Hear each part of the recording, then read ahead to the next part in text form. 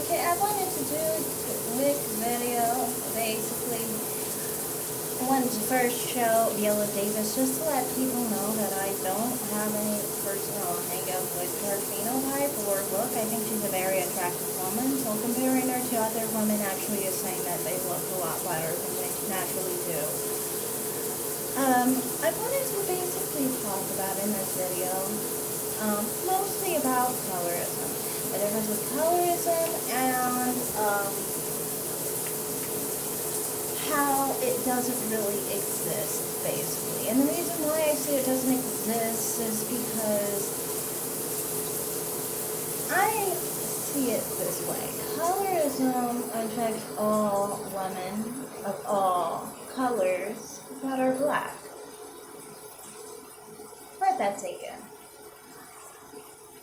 There are many of the times where people talk about dark-skinned women and say that they are the ones who suffer from colorism. Then people will chime in and say brown-skinned women suffer from colorism as well, just not as much, and then light-skinned women do not suffer from colorism. But the thing is, you have to understand the root of the situation, and you'll be able to find out and realize that colorism, for example, is depicted on people who are darker than the individual, inflicting coloristic behavior, basically, on that person. So it's basically anyone who is darker than the specific person that's inflicting this so-called colorism, right? So if that was the case, for example, I show this comment here. You can say, I've seen comments like this where dark-skinned black people will call other black people dark-skinned that are maybe like Jamaican. I had a roommate like that once. And she would call him black as if it was a bad thing. I've seen some dark-skinned people even call each other burnt and things of that nature, and it's always to someone who is darker skinned. See, in the situation I just showed, it's a lighter skinned woman saying it to darker skinned women, saying that they're darkies, saying they're lowlights. Have we never heard of a white person who did not call, who basically called, a light-skinned black person a lowlight or a darkie? Honestly, they say way worse things to light-skinned people than darkies. They compare their color to the color of crap and all sorts of other things, the N-word, of course, and monkeys and all this stuff. I mean, I grew up online as a teen, and I would see how people would act towards black people. Doesn't matter what color they are. It's just how people get down, okay? And honestly, there's an aspect to this that lets you know that it's not about color, because there can be Hispanic people, and there can be Asian people, there can be Indian people that are much darker than a light-skinned person, and they can throw those same insults right at them, because it's not about color. And that's why in my next video I'm going to talk about colorism versus featureism. But in this video, I just want to share that obviously every black person has experienced colorism, if we want to call it that. Honestly, it's just racism. See, some people who are lighter skinned might inflict colorism on, or racism basically, on darker skinned women and darker skinned men because they feel less than themselves. Because you have to remember, they have the black in them. They have that dark complexion in them. They have, the so-called lower race in them. So then, they are self-deprecating when they attack someone who is darker skinned.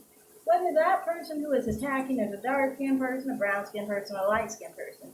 They're attacking themselves because they are the same thing.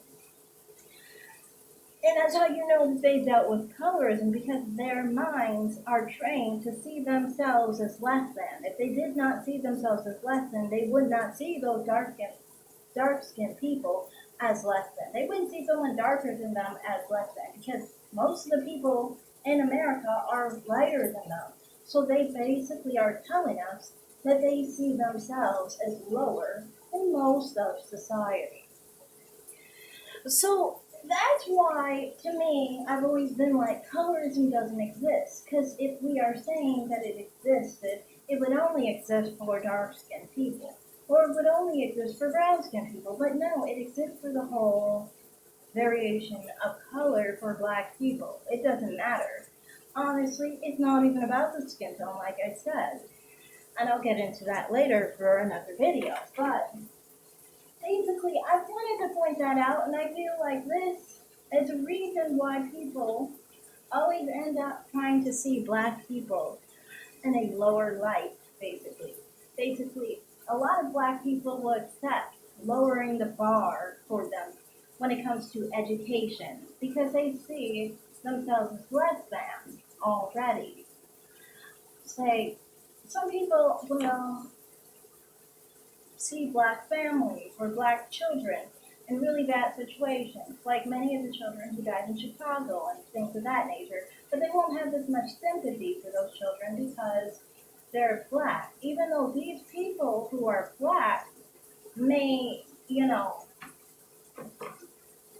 might think that you're black too. So wouldn't you have some sense of understanding that, Black Lives Matter, basically? But you wouldn't, because you already see yourself on a lower tier than other races. This is why I feel black people value black lives less, because they're indoctrinated with the idea sometimes that they are less than. Now, this doesn't mean all black people. I'm saying the black people who act out like this, where they basically implement racism against other people who are darker than them, whether they're dark-skinned themselves, brown-skinned, or light-skinned. So I just feel like with colorism, we ignore everything just to fit a narrative to benefit some people. And I feel like it benefits the psyche of some colorist-minded people, so then they can feel better about being black but not dark-skinned. And it helps coddle some dark-skinned people who may not have achieved something in their life or might have something negative in their life. And it's almost like a comfy, security blanket, basically. So then you can make excuses for yourself being dark-skinned.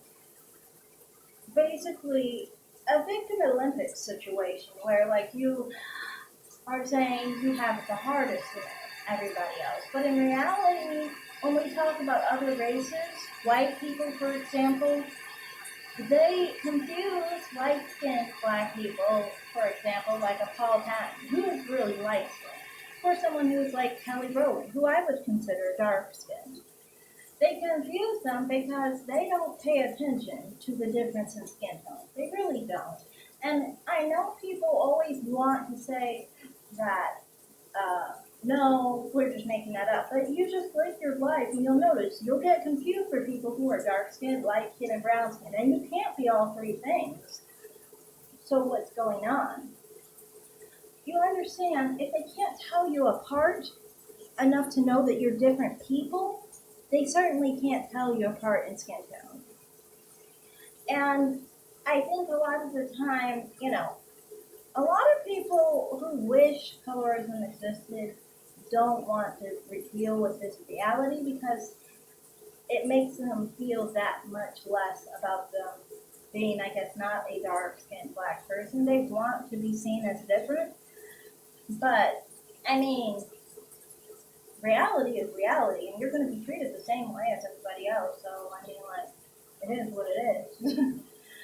So, that's all I have to say. I'm just talking about why I think colorism doesn't exist. And I've talked about this before, but I just wanted to talk a little bit more about it now. I thought it was important too. So that's just basically how I see it. Colorism doesn't exist. Thanks for watching, and bye.